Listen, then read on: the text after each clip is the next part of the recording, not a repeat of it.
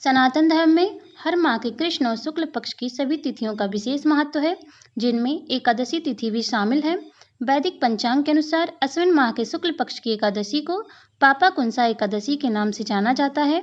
धार्मिक मान्यता के अनुसार इस व्रत को करने से सभी पापों से छुटकारा मिलता है। वैदिक पंचांग के अनुसार पापाकुंसा एकादशी 3 अक्टूबर को मनाई जाएगी।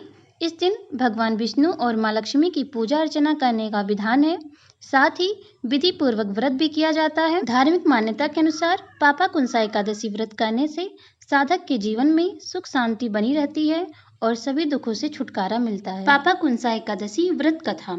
यहाँ अर्जुन और भगवान कृष्ण के बीच संवाद चल रहा है। अर्जुन कहने लगे, हे जगदीश्वर, मैंने अश्विन कृष्ण एकादशी अर्थात इंदिरा एकादशी का विस्तार वर्णन सुना। अब आप कृपया करके अश्विन माह के शुक्ल पक्ष की एकादशी के विषय में भी बतलाइए। इस एकादशी का क्या नाम है तथा इसके व्रत का क्या विधान है? इसका व्रत करने से किस फल की प्राप्ति होती है? कृपया यह सब विधान पूर्वक कहिए। भगवान श्री कृष्ण ने कहा, हे कुंती नंदन, अश्विन माह के शुक्ल पक्ष की एकादशी का नाम पापाकुंसा एकादशी है। इसका व्रत करने से सभी पाप नष्ट हो जाते हैं तथा व्रत करने वाला अच्छे पुण्य का भागीदार होता है। अश्विन शुक्ल एकादशी के दिन इच्छित फल की प्राप्ति के लिए भगवान विष्णु का पूजन करना चाहिए। इस पूजन के द्वारा मनुष्य को स्वर्गलोक की प्राप्ति होती है। हे अर्जुन, जो मनुष्य कठिन तपस्याओं के द्वारा फल की प्राप्ति करते हैं, वह फल इस एकादशी के दिन क्षीर सागर में शेषनाग पर शयन करने वाले भगवान विष्णु को नमस्कार कर देने से मिल जाता है और मनुष्य को यम के दुख नहीं भोगने पड़ते। मनुष्य को पापों से बचने का दृढ़ संकल्प करना चाहिए। भगवान विष्णु का ध्यान स्मरण किसी भी रूप में शुभदायक और पापनाशक है, परंतु पापाकुंसा एकादशी के दिन प्रभु का स्मरण कीर्तन सभी क्लेशों व पापों का शमन कर देता है। पापाकुंसा एकादशी व्रत कथा। प्राचीन समय में विंध्य पर्वत पर क्रोधन नामक एक बहेलिया रहता था। वह बड़ा क्रूर था। उसका सारा जीवन हिंसा, लूटपाट और गलत संगति पाप कर्मों में बीता। जब उसका अंतिम समय आया तब यमराज ने दूत बहेलियों को लेने आए और यमराज ने बहेलिये से कहा कि कल तुम्हारे जीवन का अंतिम दिन है, हम तुम्हें कल लेने आएंगे। यह बात सुनकर बहेलिया बहुत भयभीत हो गया और महर्षि अंगिरा के आश्रम में पहुंचा और महर्षि अंगिरा के चरणों पर गिरकर प्रार्थना करने लगा, हे ऋषिवर, मैंने जीवन भर पाप कर्म ही किए हैं। कृपया करके मुझको कोई ऐसा उपाय बताएं जिससे मेरे सारे पाप मिट जाएं और मोक्ष की प्राप्ति हो जाए। उसके निवेदन पर महर्षि अंगिरा ने उसे अश्विन शुक्ल की पापाकुंसा एकादशी का विधि पूर्वक व्रत करने को कहा। महर्षि अंगिरा के कहानुसार उस बहेलिये ने यह व्रत किया और किए गए सारे पापों से छुटकारा पा लिया और इस व्रत पूजन के बल से भगवान की कृपा से वह विष्णु लोक को गया। जब यमराज के यमदूत ने इस चमत्कार को देखा तो वह बहेलिया को लिए बिना ही यमलोक वापस लौट गए। भगवान विष्णु जी की आरती। ओम जय जगदीश हरे, स्वामी जय जगदीश हरे, भक्त जनों के संकट क्षण में दूर करे। ओम जय जगदीश हरे, जो धावे फल पावे, दुख बिन से मन का, स्वामी दुख बिन से मन का, सुख संपत्ति घर आवे, कष्ट मिटे तन का।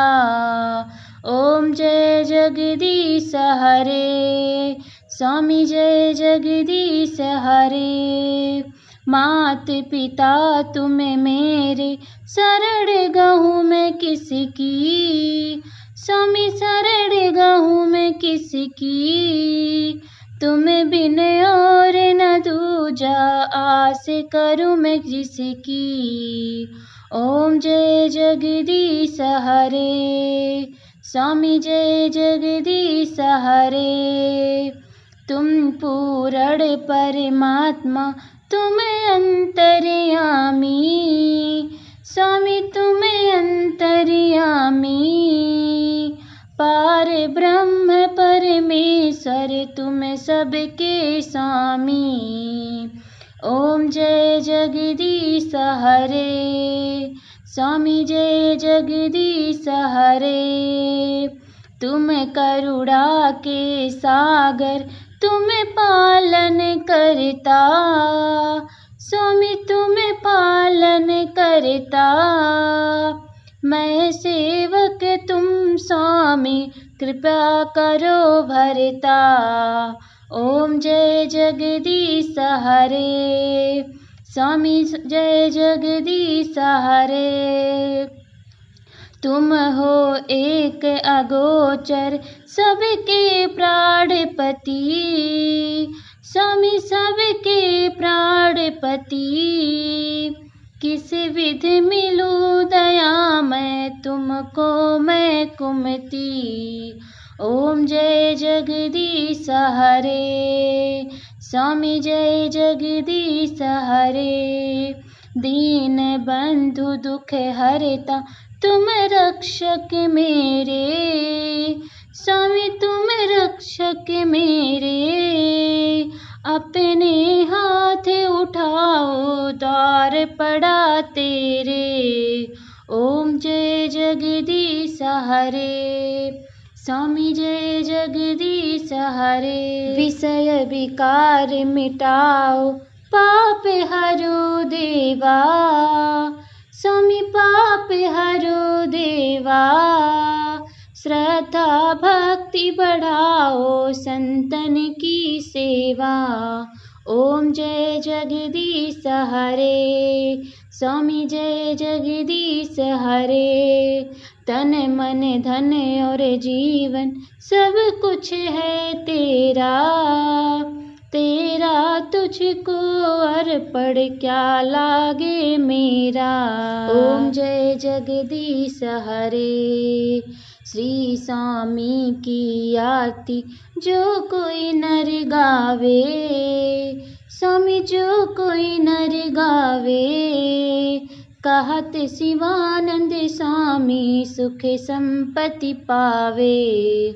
ओम जय जगदीश हरे, स्वामी जय जगदीश हरे, स्वामी जय जगदीश हरे।